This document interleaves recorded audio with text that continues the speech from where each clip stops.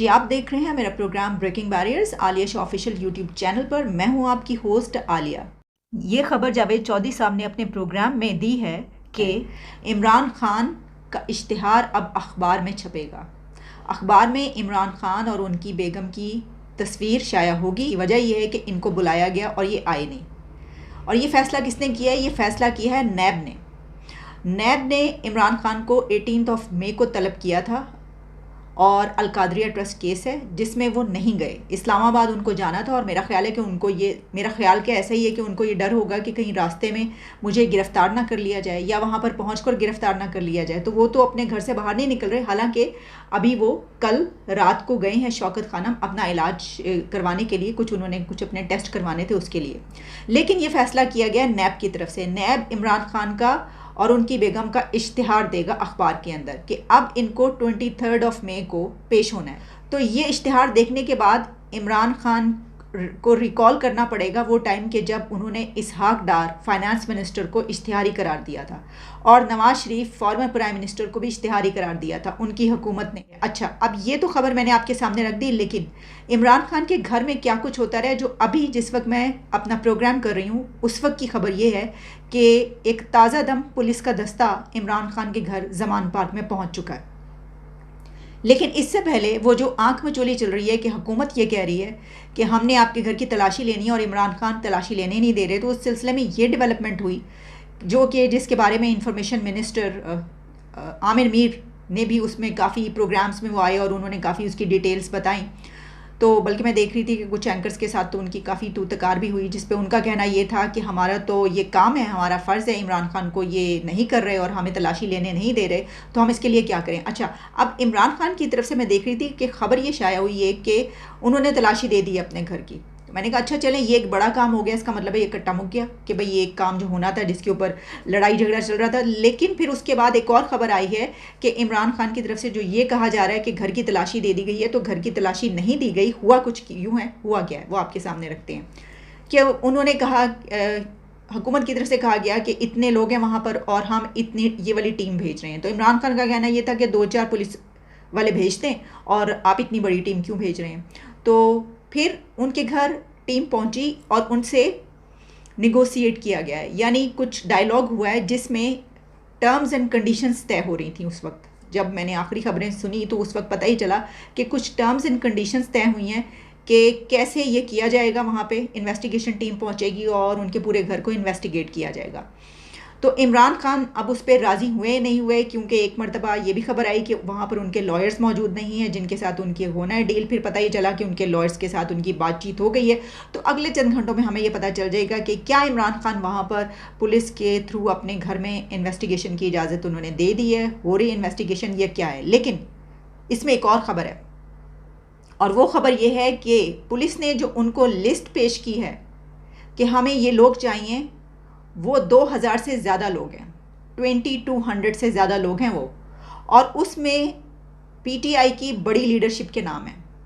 उसमें मुराद सईद का नाम है, उसमें हमाद अजहर का नाम है और उसमें आज़म स्वाति का नाम है और कुछ और ऐसे नाम हैं जो कि उनके मिनिस्टर्स जो थे उनके नाम इसमें हैं। तकरीबन 2000 से ज़्यादा लोगों की लिस्ट है। और पुलिस ये कह रही है, यानी पंजाब हुकूमत ये कह रही है कि इनको जब जियो फेंसिंग के ज़रिए इन्होंने लोकेट करने की कोशिश की है तो जो इनकी लोकेशन है वो जमान पार्क आ रही है। तो इस बिना पर वो ये कह रहे हैं कि ये लोग यहाँ पर छुपे हुए हैं। अच्छा, अब मैं देख रही थी एक टेलीविज़न प्रोग्राम, उसमें हारून और रशीद साहब जो इमरान खान के बड़े ही पुराने दोस्त भी हैं और वो वैसे उनके बड़े ख़िलाफ़ भी वो बहुत ज़्यादा बोलते रहे, लेकिन वो मेरा ख्याल है इमरान खान की किताब भी शायद उन्होंने ही लिखी है। एक मरतबा उन्होंने शायद बताया था खुद से अपने एक प्रोग्राम में। लेकिन उनका इस सिलसिले में ये कहना था, जब उनसे एंकर ने सवाल किया कि भाई ये है, तो उन्होंने कहा कि इमरान खान के घर में इतनी जगह नहीं है कि उनको वहाँ पे 10 लोग रह सकें। घर तो बहुत बड़ा है यानी, लेकिन वो होता है ना कि कितने कमरे हैं, कहाँ पर रहेंगे, कोई खुले वो तो नहीं कोर्ट यार्ड में तो नहीं रह रहे होंगे ना कि बाहर से ही नज़र आ जाएं और छापा पड़ जाए। उनके घर में इतनी जगह नहीं है। तो ये जो होता है, इतने लोग जो होते हैं उनके कपड़े भी धोने पड़ते हैं, उनके लिए खाना भी बनाना पड़ता है, उनके लिए चाय भी बनानी पड़ती है। तो इस बिना पर वहाँ पर ऐसा नहीं हो सकता, इमरान खान जो है वो इस तरह का कुछ नहीं वहाँ पर इंतज़ाम कर सकते। वहीं पर मैं आपको एक बड़ी अफसोसनाक खबर, अच्छा वो खबर ये जो कि इस वक्त पूरे सोशल मीडिया पर चल रही है कि इमरान रियाज़ खान कहाँ पर है। इसकी वजह यह है कि इमरान खान ने अपनी तकरीर के दौरान ये कहा है कि मुझे तो लगता है कि इमरान रियाज खान ज़िंदा ही नहीं है। मुझे लगता है कि यानी उसको मार दिया गया है, ही इज़ नॉट अलाइव। कहते हैं पता नहीं वो ज़िंदा भी है या नहीं। अब जब उन्होंने ये वाली बात की, खैर उससे पहले से ही पता चल रहा था क्योंकि काफ़ी ज़्यादा दिन हो गए अब कि वो कहीं उनकी खबर कुछ नहीं है। तो अब इमरान खान ने जब ये कह दिया तो फिर सब ने, और ये बड़ी एक अलार्मिंग न्यूज़ है। और देखें, जब हम इस तरह की बात पर बोलते हैं ना, ह्यूमन राइट्स पे या कुछ इस तरह का क्रैकडाउन हो रहा हो या कानून के ख़िलाफ़ जाकर या इस तरह की कोई बात के जो सप्रेशन हो, तो फिर उसके ऊपर आप कहते हैं कि आप तो ये सपोर्ट कर रही हैं, आपने तो इसको ये करना शुरू कर दिया, आपने तो उसको सपोर्ट करना शुरू कर दिया। नो, बीइंग अ जर्नलिस्ट कोई भी होगा तो वो इस तरह का कोई कदम उठाया जाएगा तो उसके ऊपर आवाज़ उठाएगा। ये फ़र्ज़ है हमारा, क्योंकि हमारा काम ये है। और बेशक हमें, और मुझे ये भी याद है कि एक मरतबा इमरान रियाज खान ने एक ट्वीट मेरे ख़िलाफ़ ही एक ट्वीट किया, लेकिन फिर भी ये मेरी ड्यूटी है कि मैं इसके ऊपर आवाज़ उठाऊँ। तो अब वो पता नहीं ज़िंदा हैं या नहीं हैं, ये बात कही जा रही है और ये बहुत ही अफसोसनाक बात है। इसको इतना कंडेम किया जाए जितना भी कम है। अच्छा, इस सिलसिले में मैं देख रही थी कि मतीउल्लाह जान और कई एक जर्नलिस्टों ने इसके ऊपर ट्वीट्स भी किए हैं, मैंने भी किए हैं, मैं पहले भी करती रही हूँ। जब वो पहले भी उठाए गए थे उस वक्त भी मैंने ट्वीट्स उनके लिए की थी। अच्छा, इसमें मतीउल्लाह जान ने जो लिखा है वो कुछ उन्होंने बताया है डिटेल्स उसकी, जिसमें उन्होंने कहा है कि जस्टिस मियाँ गुल हसन औरंगज़ेब की आंखों में भी आंसुओं की खबर आई है और अब पता चला है कि chief justice Lahore high court अमीर हसन भट्टी रो पड़े हैं कि इमरान रियाज खान की CCTV वीडियो अदालती रिकॉर्ड से गायब हो गई है। इन जजिस को अपनी आंखें गीली करने के बजाय मुतालिका पुलिस हुक्काम की पतलूने गीली करवानी चाहिए। ये कैसे जज हैं, इतने बेबस, आंसू ना बहाएं, इख्तियार इस्तेमाल करें, बुलाएं IG को और मुअत्तल करें उसे। जिस अदालती हलकार की तहवील से वीडियो गायब हुई है उसको हर बरतरफ करें वगैरह। इस तरह खुफिया इदारों के सरबराहान को तलब करें। अगर ये सब नहीं कर सकते तो ये रोने धोने की बकवास बंद करके घर जाएं, इस्तीफ़ा दें।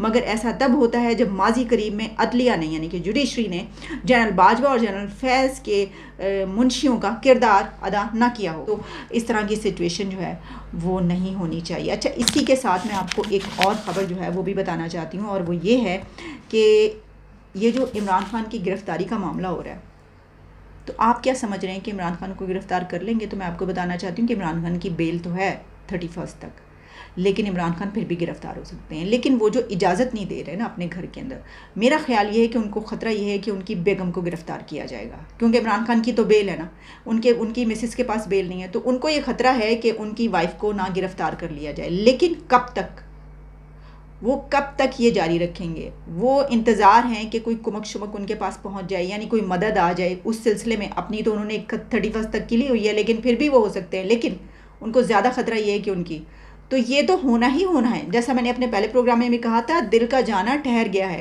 सर, ये जो केस है ना, ये तो इतना ऑब्वियस केस है कि इसमें जो निकलेगा कि ये फ़ाइल कैबिनेट के सामने क्यों नहीं खुली और फिर वो अंदर कैसे चली गई, और जो इस पर एक्सप्लेनेशन दी गई है कि ये चैरिटी है, तो ये तो आउट ऑफ क्वेश्चन है कि कोई प्राइम मिनिस्टर या फॉर्मर प्राइम मिनिस्टर ये कहे कि चैरिटी की बिना पर मैंने किसी से ज़मीनें या पैसे ले लिए और ये वाला केस जो है कैबिनेट के सामने नहीं खोला। ऐसा नहीं हो सकता।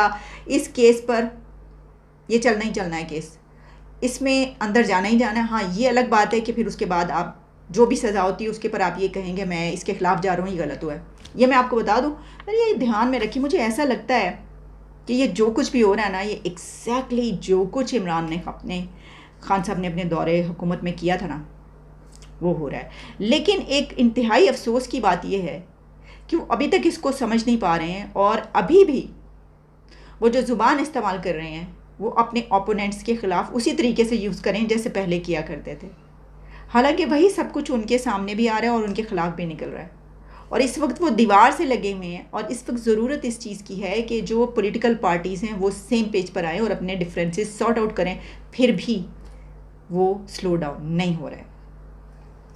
अब देखें, जैसे ही कोई गिरफ्तारी की खबर आती है तो हम फौरी दस्ती के दस्ती पॉइंट ਤੁਹਾਡੇ सामने पहुंचना है हमने, और हम सब कुछ जो है आपके सामने रुदात पेश करेंगे कि क्या हो रहा है। अभी तक के लिए इजाज़त, दोबारा मुलाकात होती है।